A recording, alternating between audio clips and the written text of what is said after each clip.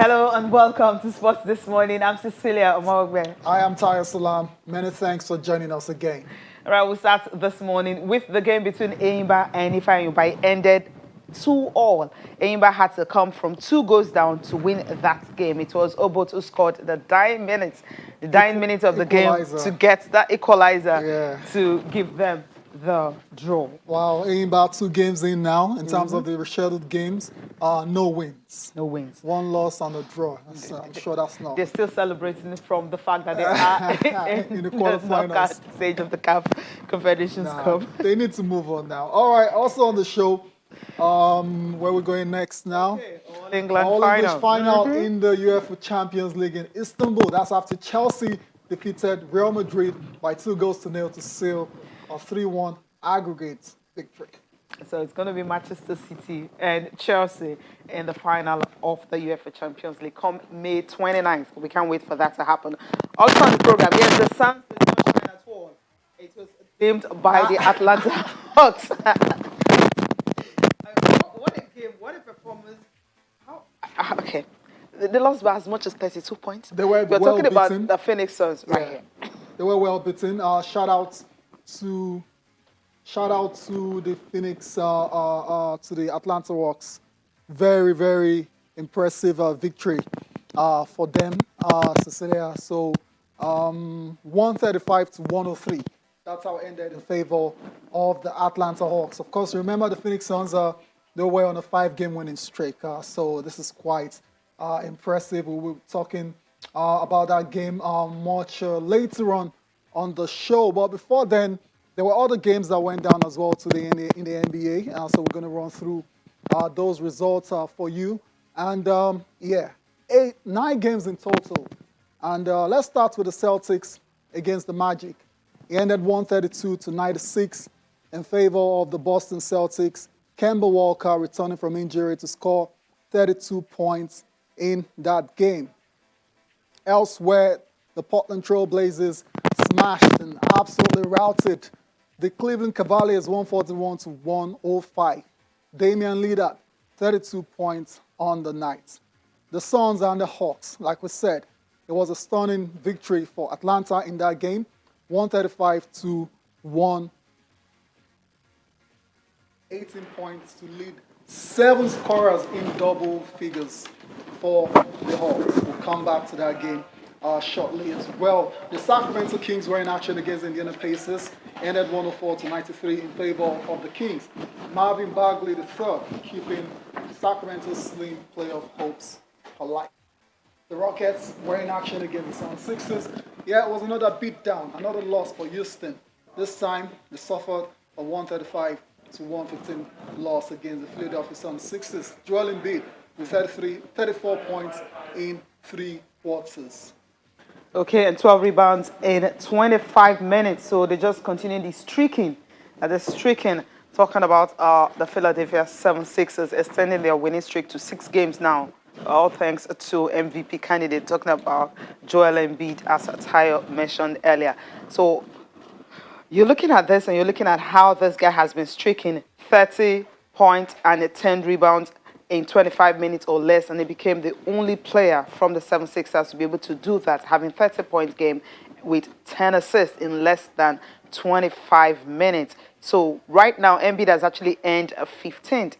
When I'm talking about how many 30 points he's made, 15th 30-point, 10 rebounds game this season. So only Giannis Antetokounmpo has more. He's got 16. So this guy is truly aiming and gunning for that. And the games between the Bucks and the Washington Wizards ended 134 and 135. For the Bucks, it was a narrow win for them. They won by just 1 point. So heartbreak for Russell Westbrook, who is who is on the verge of kind of overcoming the Great record by Oscar Robertson, who is on 181 three-pointers, while Russell Westbrook is on 179. So he's likely going to do that. In this game, 29.17 assists and 12 rebounds. It was an agonizing defeat for the Wizards, losing by 1 point. Painful way to lose a game out before. In terms of the personal record, Russell will eventually win it all by himself. It's only a matter of Just when, not if. if he Let's would go do on that. to the Timberwolves against the Grizzlies. Ended 139 to 135 in favor of Memphis. Ja Morant was the star of the show in that game. The Knicks lost against the Denver Nuggets. Nikola Jokic, of course, scoring 24 of his 32 points in a dominant first quarter. Last but not the least, the Jazz smashed the San Antonio Spurs 126 to 94. Jordan Clarkson, 30 points on the night. Seed in the West. Yeah, say that again. Okay, the Hawks and the Suns get our attention right now, Right talking away. about how they struggle. I mean, Clint Yeah. Capella, CP3 struggling, 9 points on the night. Terrible. Terrible, terrible indeed, you'd say, Cecilia. Clint Capella, like I said, 18 points to lead 7 scorers in double figures. It was a late pull away for Atlanta in that 135 to 103 victory. Atlanta actually outscored Phoenix 38 to 15 in the final period as well, too. They led 97 to 88 before scoring the first 14 points of the fourth period. There was a Nigerian in action in this game. Onyeka Okongwu, it's good to see him playing again after injury kind of slowed his NBA start. He finished with 14 points, scored the first 3 baskets of the fourth quarter. Talking about Trae Young, that's in your shot right there. He scored 16 points and dished out 12 assists. What about Bogdan Bogdanovic? He finished with 16 points as well, and the Suns saw their 5-game winning streak end in spectacular fashion. That means rivals in the West, Utah Jazz, retain their spot as the best team in the NBA. Of course, the team with the best record in the NBA. Okay, that's the way it is. All right, let's take just post-game reactions. Yeah, let's listen first of all to Onyeka. Then after that, we'll get to listen to Devin Booker. Obviously, just me being energetic, playing aggressive, just gives me a lot of confidence, just a big boost going into the next game. So I try to continue to play strong, play with a lot of energy, and play like I did tonight. We're a very, very deep team. We have a talented roster, a lot of guys who can play.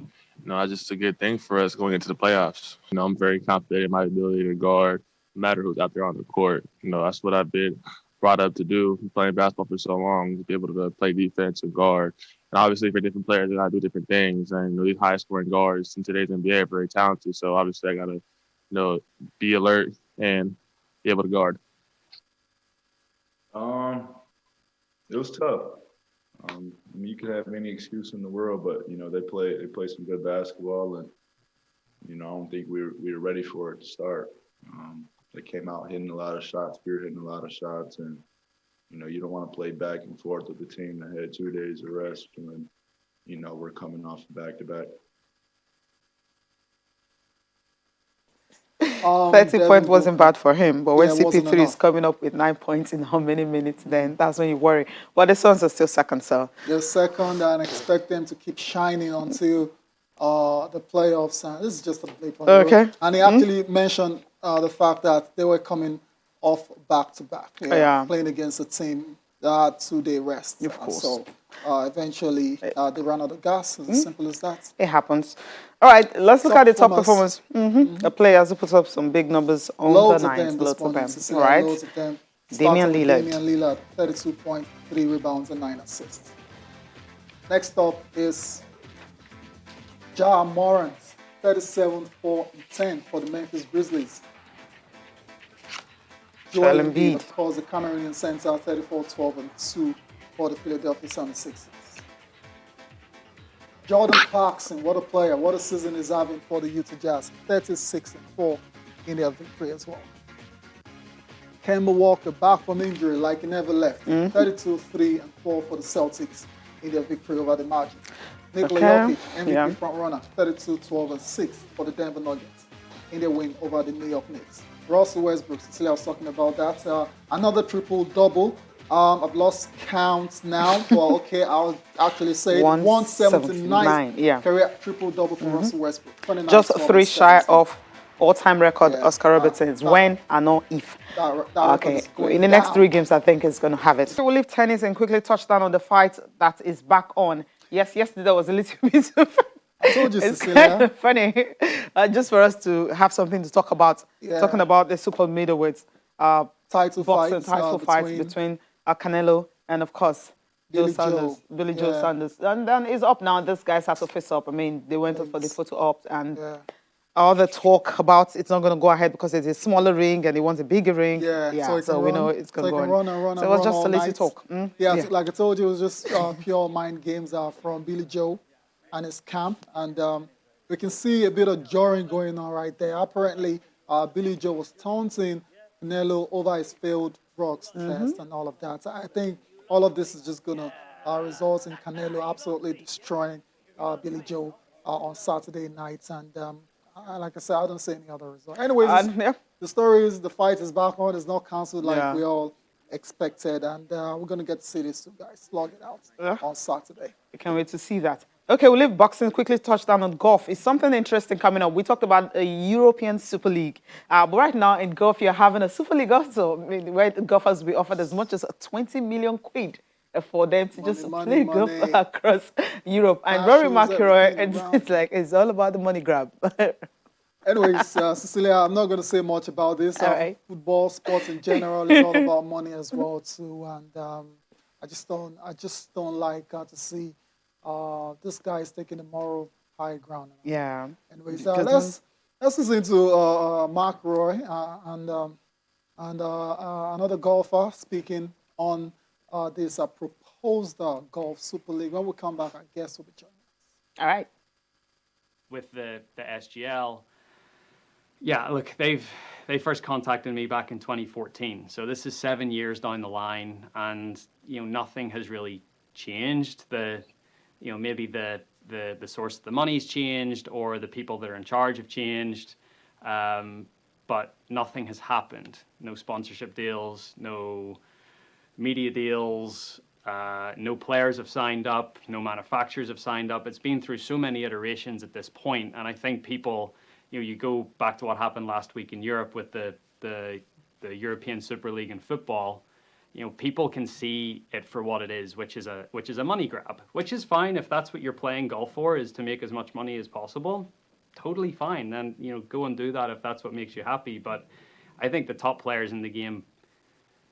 I'm just speaking on my own personal beliefs. Like, I'm playing this game to try to cement my place in history and my legacy, and to win major championships and to win the biggest tournaments in the world. I mean, that's why I'm playing this game. Golf has been very good to me, obviously, over the years, by playing in Europe, starting off, coming over to the PGA Tour and playing here. Yeah, I mean, I think you all know my feelings on it, and I'm very much against it, and I don't see why, I don't see why anyone would be for it.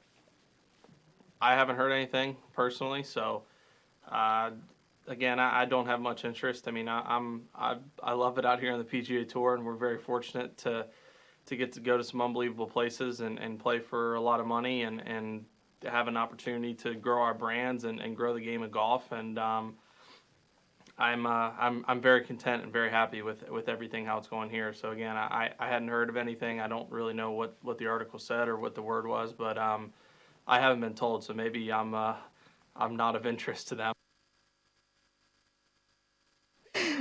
Justin Thomas right there. Of course, earlier you listened to Rory McIlroy. They're talking about the Super League. It's the money grab. Well, yeah, we're not talking golf again. We'll be talking rugby, Nigerian rugby. It's development and things we need to do to ensure that the game is back on. Because we heard reports that it's been suspended just as when we're trying to pick up. So we have a member of the caretaker committee of Nigeria Rugby Federation, T.C. Williams, joining us this morning to talk about this and the way forward for the sports in the country. Mr. Williams, good morning. It's good to have you join us. Mr. Rugby, right? Yeah. Good morning. Nice to be here once again on channels. Morning, viewers. It's been a while, It's been like a long time, like 2 years. Oh, yeah. So it's like or more than. Times 3 then. Yeah, I guess. Okay, we know what brought you here. It's all about what's going on in Nigerian rugby. It's been going down. We know that, so we'll accept that. And the fact that we're thinking restoration is coming, but somehow when you're thinking it's going on well, then things happen, and you're wondering what's the way forward. How do we really put the sport on the limelight so that the stories we'll be talking about will be players on the field and not what's happening at administrative level? Definitely, you're very right. Restoration is coming. Okay. And we're happy that restoration is actually coming. In the last 2 years, we've had nothing really going on. But just recently in Edo State, during the Nigerian Olympics, the 20th National Sports Festival, Edo 2020, rugby came back alive as one of the scoring events, optional sports, thanks to Edo State government, the chairman of the Sports Commission, Barrister Dudu Orume, and the hard-working deputy governor, who actually helped us to get the female rugby scoring. Now, it was very exciting. And for the first time, you didn't actually have any problems whatsoever on the pitch. You had minors like, or newcomers like Akwa Ibom, my home state, Yeah. coming into rugby and winning 2 bronze medals on their first appearance. Now, for me, that was the beginning of good things to come for rugby. Now, move it on to what is going on right now. Right. The Honorable Minister, in his wisdom, has decided to dissolve the boards of the federations. And with the information that the boards have actually lapsed on the 30th of April. Now, the boards, some of them who have issues are saying they were inaugurated on the 7th of July. Now, be that as it may, which way it is, I think there was a lacuna, and that's why the minister stepped in. Take, for instance, rugby specifically. The Rugby Constitution, which we have, I don't know which version is being used, but the one that I have, states that within 6 months to the expiration of the board's tenure, the sitting board should elect in a general assembly an electoral body that will now midwife the election. Right. Now, 6 months, say from July, it's meant to be January. Yeah. Now, this does not happen. And you can imagine what barrage of problems, mudslinging that was going to come through this. Now, there's also a provision in that same constitution that says once you have problems and you cannot solve it, amicably, the ministry can step in. So I think that is the window that gave the minister, the leeway to come in. Now, again, how legal is that constitution? Okay. Because that is actually the crux of the matter, where the minister is actually saying, come. He has invited the president since 2018, the former minister Dalong. 4 good times he did not go. Invited the board, they did not go to rectify some things. So is that constitution legal? Was it signed? So we'd have lots of gray areas to tackle. Okay. We'll tackle that once we come back from this break. Right.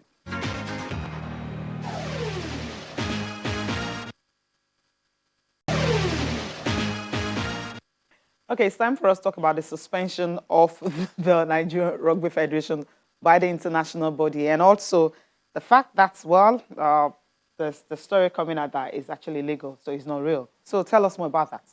Well, normally, if you have issues within a member union to the international body, the first thing you do is to actually, check on both parties to hear what the situation is.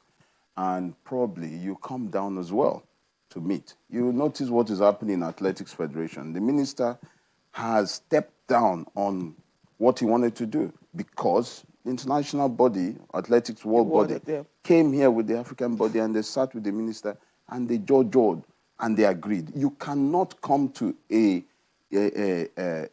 someone's country to tell them what to do. Neither can the country also tell the international body what to do. There's a synergy. Unfortunately, we just keep to think that once you just throw it out there to the international body, they will just ban you. What has come right now is called an administrative ban or suspension. Okay. Right? It is not legal yet up until the General Assembly, not even the board. The General Assembly endorses it. General Assembly of the International? No, Africa Rugby. Okay. Africa Rugby. We've been through all this before. Yeah. People should not be threatening us with things like this. Okay. Now, the president has done what is called an administrative ban. Now, what we've even noticed here is that it was a preemptive thing.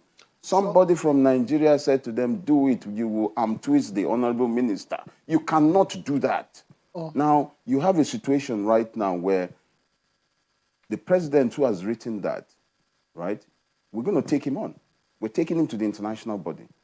And through the Nigerian Olympic Committee, we're taking him to the International Olympic Committee. As the president of the Rugby Afrique, right? Okay. You can't receive information today and tomorrow you issue a ban. That means you were already waiting for this to happen. And who did you consult? Who have you heard from? Have you heard from two parties before you make a judgment? Yeah. Now, we are taking it up. All right. So you just said now. And that again, it's- sorry, please, let me just land here. Okay. That administrative ban does not stop rugby from participating in events on the pitch because the ban was not from the pitch. They're two different things, So, administrative and technical. Technical, okay. So I'll just take it from there. That's actually what I was about to talk about because our team manager, Nigeria Rugby, you know him, right? It's come out to say that this particular ban that you described as just administrative is actually going to have an effect on Nigeria's participation at the Rugby World Cup repechage tournament in Burkina Faso next month. How true is that? This is according to Daily Coker. Yeah, well, you see, this is actually one of the things that we're talking about, preemptive. How is the team manager talking to the international rugby? Because I saw this. You threatened that this thing will happen yesterday and it happened the next day. All right? Now, like I said to you, this is an administrative ban or suspension. It does not stop the playing part of it. And you see, once there's a caretaker committee, it's the caretaker that will handle these kind of things. And we're working on that. We're talking to the people concerned. One thing you should know is the fact that the caretaker committee is not meant to go and start doing things afresh. It's to just continue what is already on the platform. It's there for a period of 3 to 4 months till the end of September. And by then, there should be an elected body in place to run sports in Nigeria. Okay, we can't wait for that to happen. Thank you so much for taking our time all the way from Ajara coming on the Thank you. coming to the studio this morning. Thank you so much. You're welcome. All right, time to talk about the Champions League. And today's Thursday, and Bada Akintunde Johnson will be joining us to talk about this. Bada, good morning. It's good to have you join us. Morning, guys. Morning. Okay, Bada. now let's go straight to it. Did you ever expect that Thomas Tuchel will take Chelsea to the final of the UEFA Champions League? I mean, he's the first coach to do that back-to-back with two different clubs. Well, he's the first coach to do that, no doubt, but it's also not strange with Chelsea. Remember, Roberto Di Matteo took over in the middle of the season and led them to the Champions League title in 2012. So maybe it's deja vu for Chelsea again. But on a personal level, this is a phenomenal success for Thomas Tuchel because, as you said, he was manager of PSG when he led them to the final last year. And to lead another team just in 90-something days to another Champions League final is a phenomenal success. One thing you've got to give him is he knows how to set up his team. They are so difficult to beat, so difficult to score against. And he's in just about 90 days, beating Jurgen Klopp, beating Pep Guardiola, beating Marcelo Bielsa, beating, all the top guns without conceding a goal. He's got to be doing something. Maybe Chelsea is not the most pleasing on the eye, but they're very efficient. They defend very confidently.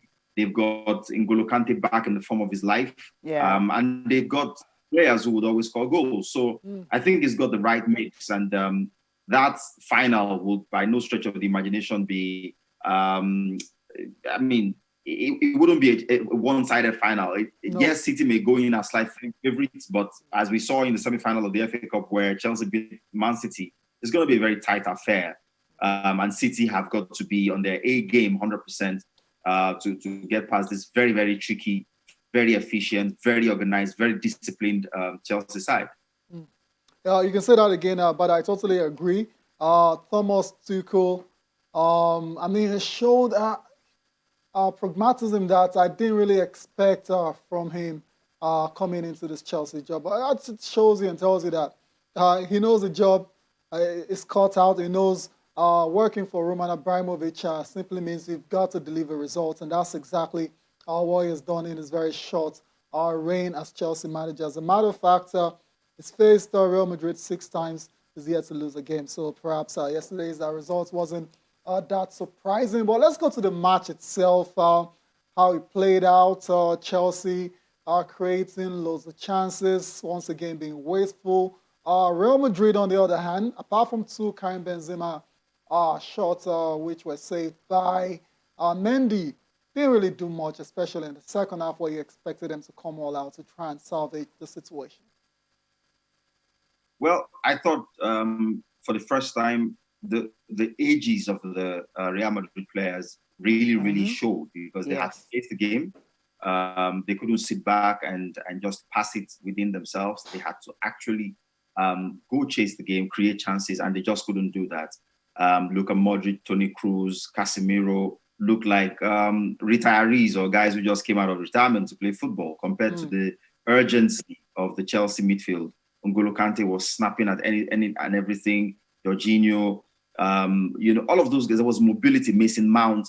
Every time they got on the ball, even Kai Havertz, who's not the quickest, was efficiently using the ball. And of course, the pace, of Timo Werner is always going to, on the breakaway, always going to be a threat. So as you said, had Chelsea been more clinical, they could have scored 4 or 5 goals yesterday, because every time they broke forward, it almost seemed like they were going to score a goal. But Real Madrid didn't really create chances. Even the Benzema chances, the first one was a half chance. It took a snapshot before he was closed down, but Mendy pulled off a save. The other one, the header, was even more clear.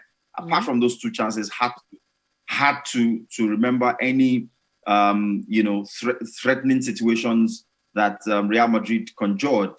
Chelsea, as usual, defended very competently. Rudiger and Thiago Silva didn't put a foot wrong all night. Cesar Azpilicueta was industrious as usual.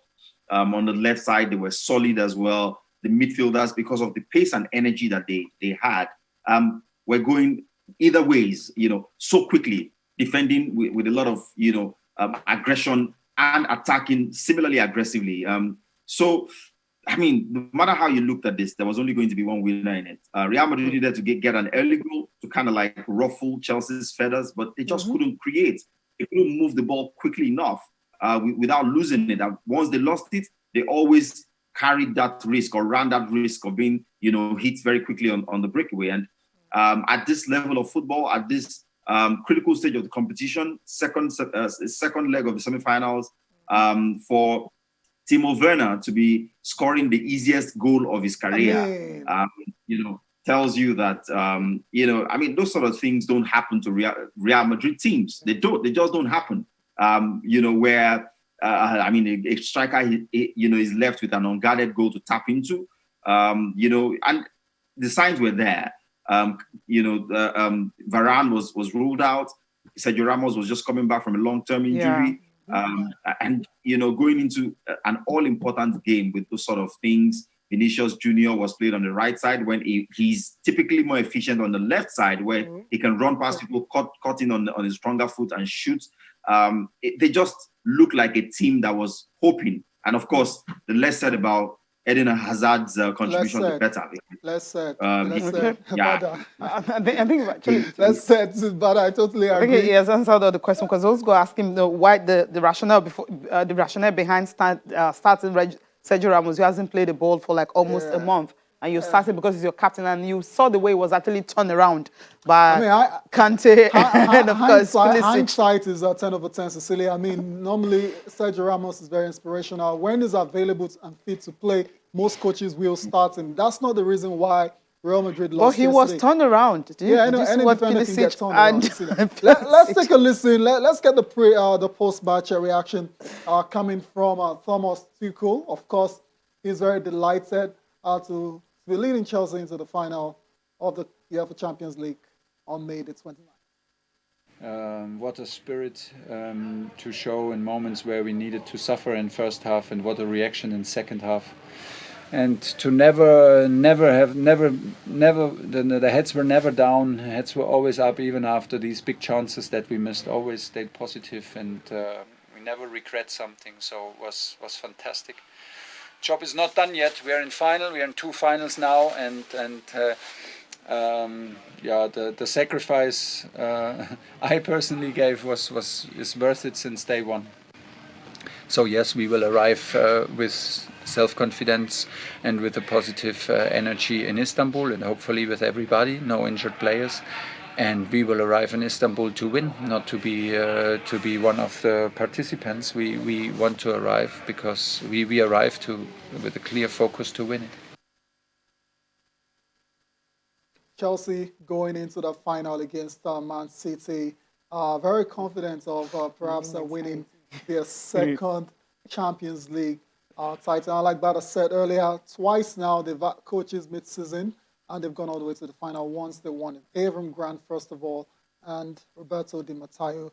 Maybe it's going to be second time lucky for them in Istanbul. But let's get on with the show now. Of course, we still have more time to do a comprehensive preview of the final of the UEFA Champions League. Hopefully you can join us for that. Let's talk about tonight, Europa League as well. So there's a chance of an all-English final as well. It's safe to say United look like they are in the final already. They still got a second leg to navigate against Roma in Rome tonight. But 6-2 up, you think that job is done and dusted. So we're going to focus on the serious game, all right?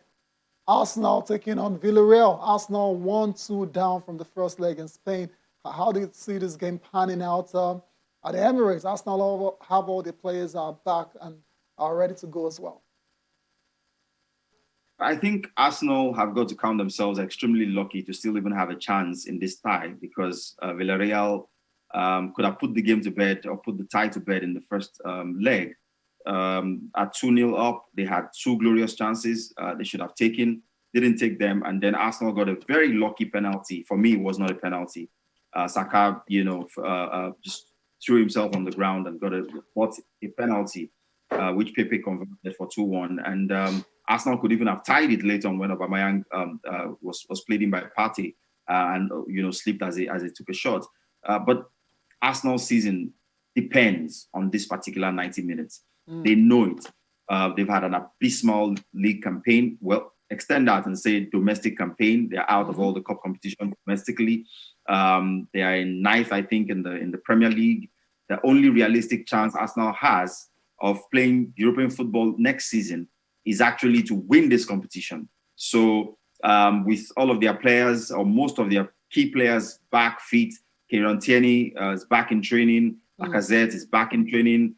It remains to be seen whether the coach will trust them from the start. But I think Arteta has made certain mistakes in the past. None compares to the one that he made, the selection one that he made in the first leg. Arsenal's midfield was getting overrun by the Spaniards. Obviously, you're playing a very technical Villarreal team with superb players around the pack, experienced players as well. And then you leave Dani Ceballos by himself in midfield.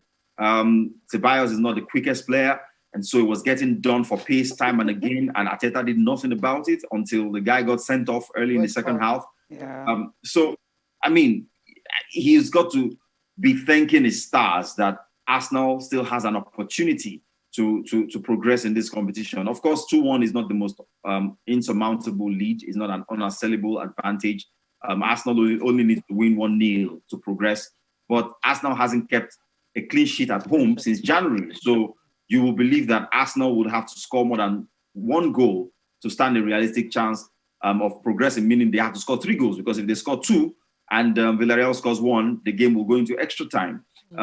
So I do believe that because of the pressure that Arsenal has to perform and the incentives of rescuing their season, Arsenal will produce a performance. They are condemned to. They don't have a choice. Their entire season is riding on this 90 minutes. And Villarreal, I don't think have that intensity to cope with the pressure that you expect Arsenal to put on them. But if they do get an early goal, if Unai's team gets an early advantage, then Arsenal might have more than a mountain to climb. But something tells me that similar to the last round, when Arsenal needed to go away and produce a performance against Slavia Prague, and they went away and scored, I think, 4 goals or 3. Arsenal will produce, they'll produce the required performance tonight. But it's just a shame that they've put themselves in an avoidable situation. The first leg, if they had come out to play their normal game, if they had Arsenal started that game without a striker, and Aubameyang was on the bench. You're not Manchester City. Yeah, there are not many teams in world football that can play without a striker. So Arteta has to get his selection right tonight. Has to put Kieran Tierney back in his left back position. Has to put Xhaka back in his natural central midfield position. Now that Ceballos is suspended. Xhaka beside Partey, and of course the Norwegian Odegaard in front of them. Play your best 11. Saka right on the right side of midfield, Aubameyang on the left, Lacazette down the middle. Give yourself the best chance to win the game. If they do that, it's hard to see past an Arsenal win and an Arsenal progression. Okay, hopefully they can do that. But quickly, we need to go on a short break. We'll get back to you after this, after we listen to Arteta.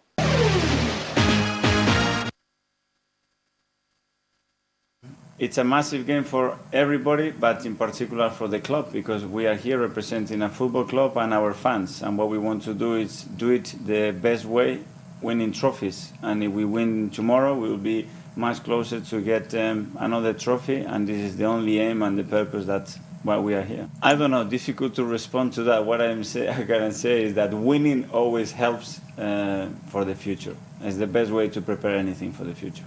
I think that would be great. We've been missing them so much. We need them. And if the players and the team feels that they are right behind them, supporting them, again, I think it's the 10th time that the club is playing a European semi-final. So it's a big moment for us. So.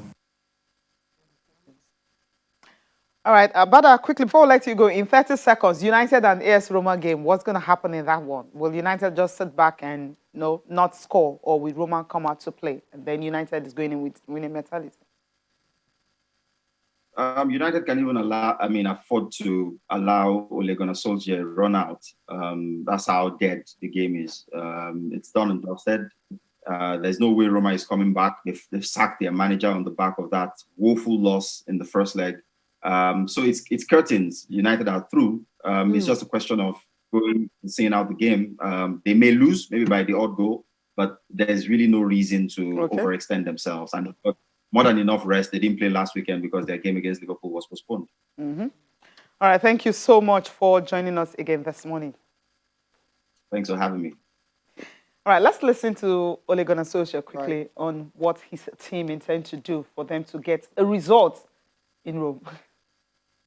It's going into the game wanting to win the game, play a good game of football, approach it as it's as a team. We need to develop, we need to improve. We know we're not at the standard yet where we can go into a game thinking we can play on the result. We're not going to play on the result. We're going to play to win that game, and that's the only way I think we should approach these games, to develop, to test ourselves, challenge ourselves. Of course, there might be 1 or 2 changes in the selection.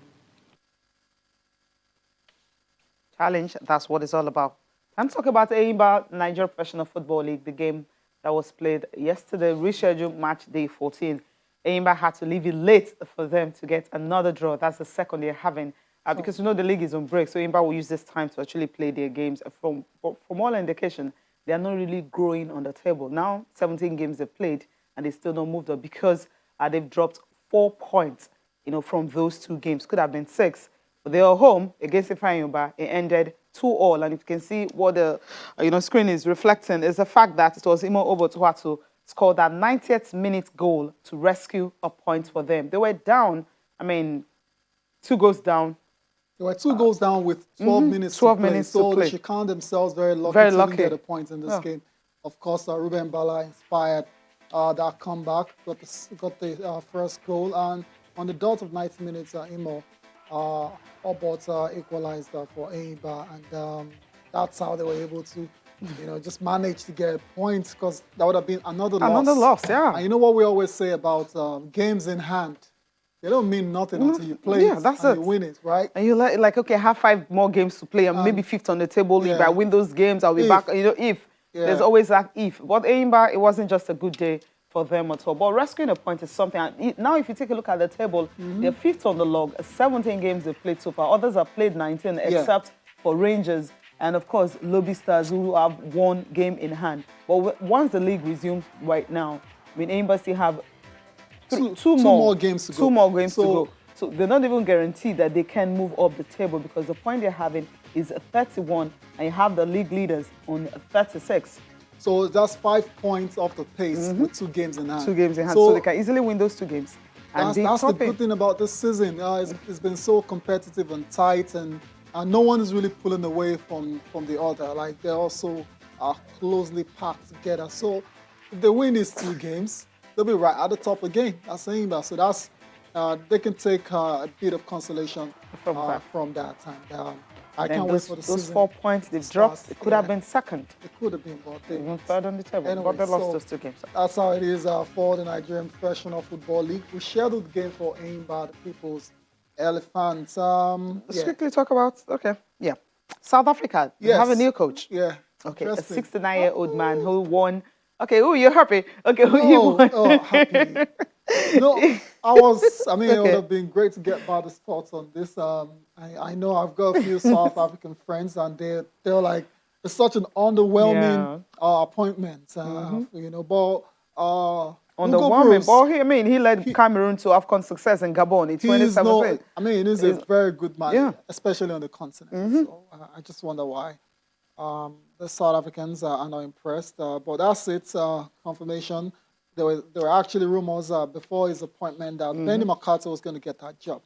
That would have been very He needs exciting. more experience of to course, get that. Benny It's a national team job, so it's not the same. At the very early stages of his career. Do we have time to listen to those concerns? Not really.